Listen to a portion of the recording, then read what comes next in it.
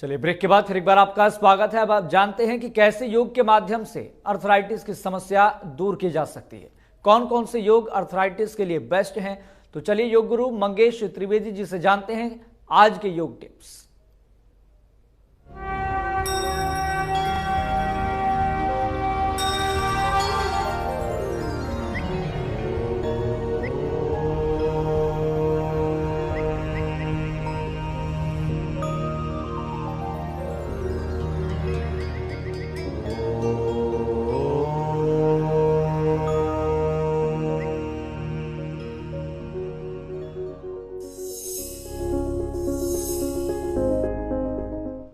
नमस्कार दोस्तों, मैं योग गुरु मंगेश त्रिवेदी। आप सबका आज पुनः स्वागत है MS1 प्राइम के फिट रहे इंडिया के वेकअप योगा एपिसोड में। आज हम एक ऐसी समस्या के बारे में बात करेंगे जो कि अकर्मण्य जीवन शैली और एज के साथ आती है। उसका नाम है अर्थराइटिस। आपके सबके घरों में बड़े बुजुर्ग होते हैं, उनको ज़्यादातर अर्थराइटिस की समस्या होती है, परंतु वर्तमान समय में देखने में आ रहा है कि लगातार बैठे रहने की वजह से या कोई भी फिजिकल वर्कआउट न करने की वजह से, अकर्मण्य जीवन शैली की वजह से नौजवानों में, युवाओं में भी अर्थराइटिस की समस्या होना शुरू हो गई है। मुख्यतः अर्थराइटिस में क्या होता है, जो हमारे जितने भी बॉडी के जॉइंट्स होते हैं, वो चाहे हाथों के जॉइंट्स हों, उंगलियों के जॉइंट्स हों, पैरों के जॉइंट्स हों, घुटने के जॉइंट्स हों, एल्बो के जॉइंट्स हों, सारे जॉइंट्स में दर्द होना शुरू हो जाता है। हमारा चलना फिरना मुश्किल हो जाता है, घुटनों में सूजन होना शुरू हो जाती है। उसका मुख्यतः कारण होता है कि हमारे जॉइंट्स में एक साइनोवियल फ्लूइड नाम का एक तत्व होता है, वह उसका सिक्रीशन कम हो जाता है या बिल्कुल बंद हो जाता है, जिससे कि हमारे जब भी मूवमेंट करते हैं हम जॉइंट्स का हैं तो वहाँ पे दर्द होता है, घर्षण उत्पन्न होता है।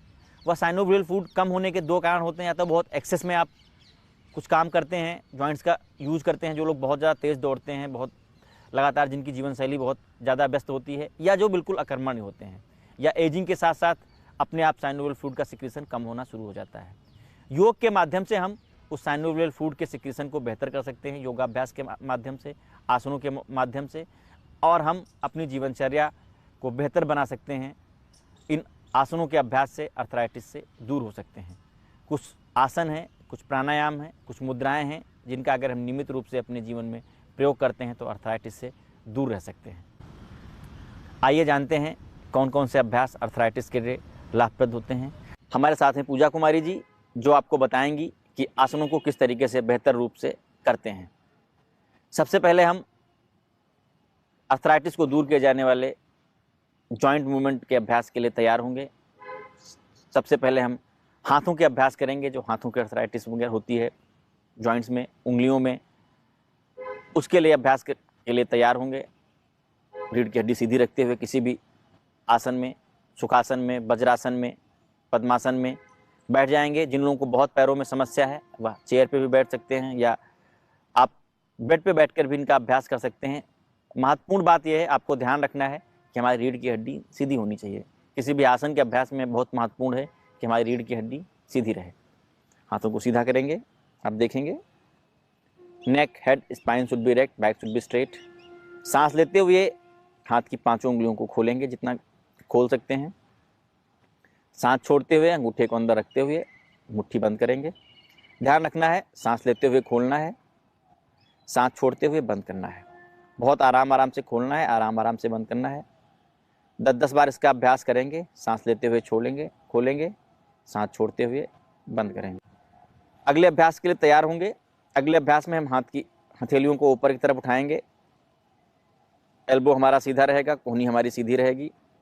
सांस छोड़ते हुए नीचे की तरफ ले जाएंगे, सांस लेते हुए ऊपर की तरफ ले जाएंगे, सांस छोड़ते हुए नीचे की तरफ ले जाएंगे, सांस लेते हुए ऊपर की तरफ ले जाएंगे। 10 बार ऊपर और 10 बार नीचे इसको करना है। नियमित अभ्यास से उंगलियों में होने वाला पेन दूर होता है, जॉइंट्स में जो भी पेन होता है वो धीरे धीरे दूर होता है। उसके बाद धीरे से वापस आ जाएंगे। हाथों में थकान उत्पन्न हुई है, उसको दूर करने के लिए धीरे से वापस आते हुए 5 बार लंबी गहरी सांस लेंगे। अगले अभ्यास के लिए तैयार होंगे। अगला अभ्यास है मुष्टिका घूर्णन।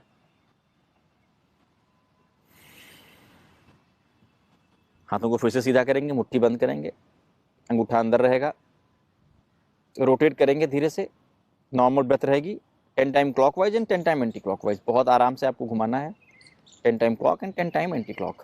रीढ़ की हड्डी सीधी रहेगी, neck head spine should be erect, सांस सामान्य रहेगी। एंटी क्लॉकवाइज करेंगे, 10 time clockwise and 10 time anti clockwise. बहुत आराम से करेंगे, सारे लोग इसका अभ्यास कर सकते हैं। 10 टाइम क्लॉकवाइज करेंगे, 10 टाइम एंटी क्लॉक करने के बाद धीरे से वापस आएंगे, हाथों को करते हुए सीधा रखेंगे ऊपर की तरफ, हथेलियाँ ऊपर की तरफ, और सांस छोड़ते हुए बेंड करेंगे। आपको ध्यान रखना है एल्बो हमारे सीधे रहेंगे और हमारी जो उंगलियां हैं, 5 उंगलियां हमारे कंधे को स्पर्श करेंगी, हाथ बिल्कुल सीधे रहेंगे, कंधे को स्पर्श करेंगी उंगलियां। सांस लेते हुए आपको हाथ खोलना है, 10 बार करना है, सांस छोड़ते हुए बंद करना है। सांसों का ध्यान रखेंगे, सांस लेते हुए हाथ खोलेंगे, सांस छोड़ते हुए हाथों को बंद करेंगे, सांस लेते हुए हाथों को खोलेंगे, सांस छोड़ते हुए हाथों को बंद करेंगे। अगले अभ्यास के लिए तैयार होंगे। अगला अभ्यास है स्कंध घूर्णन। कंधे को आपको रोटेट करना है, ध्यान रखना है हमारी जो उंगलियां हैं वह कंधे को स्पर्श करेंगे। इस तरह से धीरे से हम रोटेट करेंगे, इसमें नॉर्मल ब्रेथ रहेगी। साथ ही साथ आपको ध्यान रखना है कि पूरा आगे की तरफ आएंगे, आपकी दोनों एल्बोज आपस में टच करेंगी। जिन लोगों के कंधे बहुत फ्रोजन होते हैं, बहुत ज़्यादा बल्कि होते हैं, वो जितना अपनी क्षमता के अनुसार आराम से कर सकते हैं करेंगे। 10 टाइम इसको भी क्लॉकवाइज करना है, बड़े से बड़ा सर्कल बनाने का प्रयास करेंगे। आप जितना बड़ा सर्कल आप बना सकते हैं। 10 time clockwise and 10 time anti clockwise. आराम से करते रहेंगे, सामान्य सांस प्रश्वास रहेगी, नॉर्मल ब्रेथ। अब एंटी क्लॉकवाइज करेंगे, जितना बड़े से बड़ा सर्कल आप बना सकते हैं। 10 time clockwise and 10 time anti clockwise. आराम से करेंगे, जितना आराम से कर सकते हैं, बहुत आराम से। इनका नियमित अभ्यास हमको आर्थराइटिस से बचाता है, या जिन लोगों को आर्थराइटिस होती है उसमें आराम देता है। आप अपनी जीवन शैली को, अपनी कार्यप्रणाली को बेहतर तरीके से कर सकते हैं अगर आप नियमित रूप से इन अभ्यासों को अपने जीवन में अपनाते हैं। धीरे से वापस आएंगे, फिर 3 बार लंबी गहरी सांस लेंगे। ये हमारे हाथों के जो मूवमेंट थे, जो हाथों में आर्थराइटिस होती है उनको दूर करने में जो उपयोगी अभ्यास थे, योगाभ्यास थे, योगासन थे, उनको हमने किया। अब हम जो मुख्यतः आर्थराइटिस जो पैरों में होती है उनको किए जाने वाले अभ्यासों के बारे में करेंगे। जो लोग ठीक से ज़मीन पर नहीं बैठ सकते हैं वो लोग बेड पर बैठकर भी आसनों का अभ्यास कर सकते हैं, या चेयर पर बैठकर इन आसनों का अभ्यास कर सकते हैं। पैरों को सीधे करेंगे, दोनों हथेलियों को कमर के बगल में रखेंगे। प्रयास हमारा रहेगा कि हमारी जो रीढ़ की हड्डी है वो सीधी रहे। किसी चीज़ का आप सपोर्ट भी बैक का ले सकते हैं, अगर नहीं भी होता है तो जितना आराम से हम बैठ सकते हैं पीछे इस तरह सपोर्ट रखते हुए हल्का बैक को सीधा भी रख सकते हैं, गर्दन सीधी रहेगी। अभ्यास मुख्यतः पैरों का है, पैरों की उंगलियों का है, टोज का है, तो हमें फोकस अपना वहीं पे रखना है। सबसे पहले हम टोज को बेंड करेंगे, सांस छोड़ते हुए आगे की तरफ। ध्यान रखना, बहुत आराम से देखिए, सांस लेते हुए पीछे की तरफ, बहुत आराम से। पूरा ध्यान हमारा पैर की उंगलियों पर रहेगा। सांस लेते हुए सिर्फ उंगलियां करनी है। बहुत से लोगों की टोज भी, एंकल भी साथ में होने लगता है, वो अलग अभ्यास है, ये अलग अभ्यास है।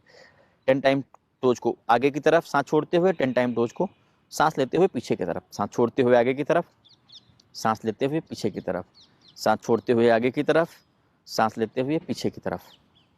अगला अभ्यास है, अब हमें एंकल से आगे तरफ लाना है, बेंड करना है, आगे की तरफ पीछे की तरफ। सांस छोड़ते हुए आपको ध्यान रखना है आगे की तरफ, सांस लेते हुए पीछे की तरफ, सांस छोड़ते हुए आगे की तरफ, सांस लेते हुए पीछे की तरफ। बहुत ध्यान रखना है, हमें आराम से आसन इनका अभ्यास करना है, बहुत अधिक जोर नहीं देना है।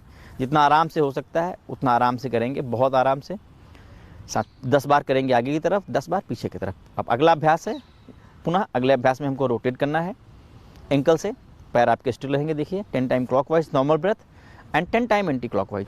10 टाइम क्लॉकवाइज करेंगे पहले, 1 2 3 4 5 6 7 8 9 10। अब एंटी क्लॉकवाइज करेंगे रिवर्स, 1 2 3 4 5 6 7 8 9 10। वापस आ जाएंगे, अगले अभ्यास के लिए तैयार होंगे। दाहिने पैर को बेंड करेंगे, हाथों को अंदर की तरफ लाके इंटरलॉक करेंगे, आप देखेंगे, और धीरे से अपने दोनों हाथों को इंटरलॉक करके दाहिने थाई पे रखेंगे, जंघा पे अंदर की तरफ। सांस लेते हुए पैरों को अंदर की तरफ खींचेंगे, दूसरा पैर हमारा सीधा रहेगा। सांस छोड़ते हुए पैर को सीधा करेंगे, कमर सीधी रखने का प्रयास करेंगे। सांस लेते हुए अंदर की तरफ, सांस छोड़ते हुए सीधे।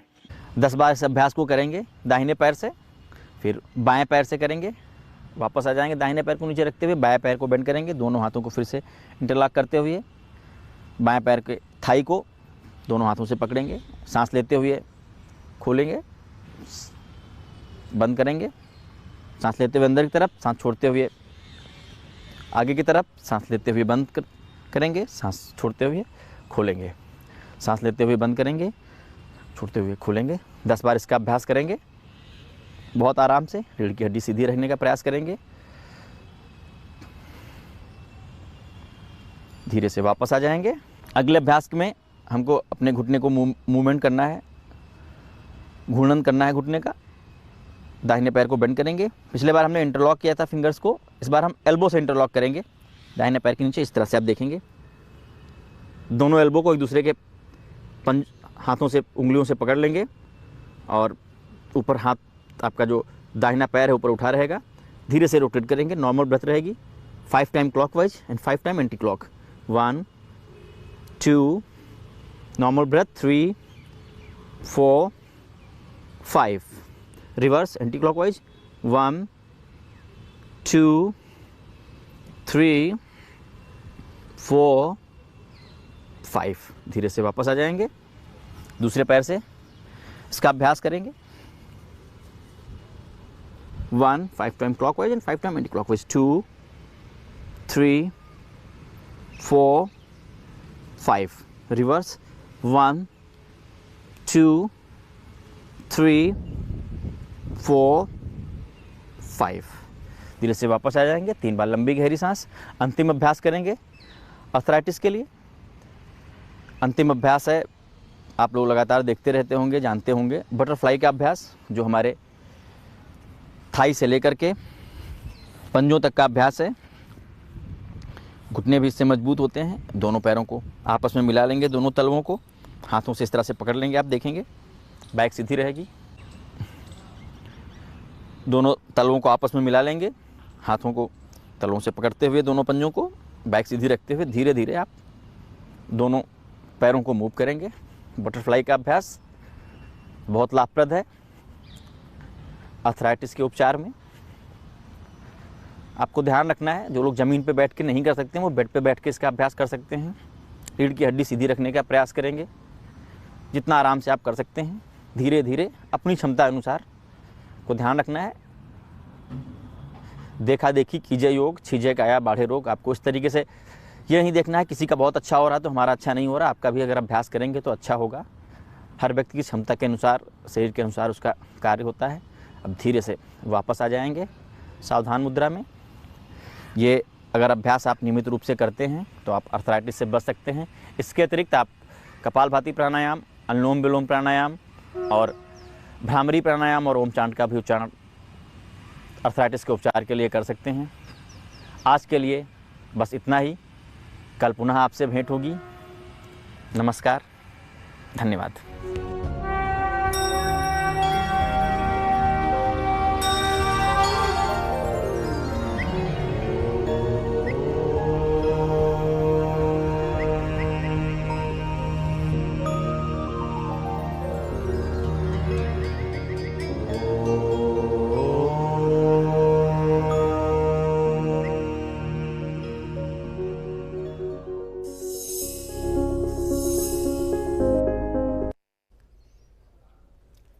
तो आप भी करें ये योग क्रियाएं और फिट रहें। और अगर आपको हमारे योग गुरु मंगेश त्रिवेदी जी से किसी योग या किसी बीमारी से निजात पाने के लिए योग क्रियाओं के बारे में जानना है तो हमें फेसबुक पर कमेंट सेक्शन में मैसेज करें।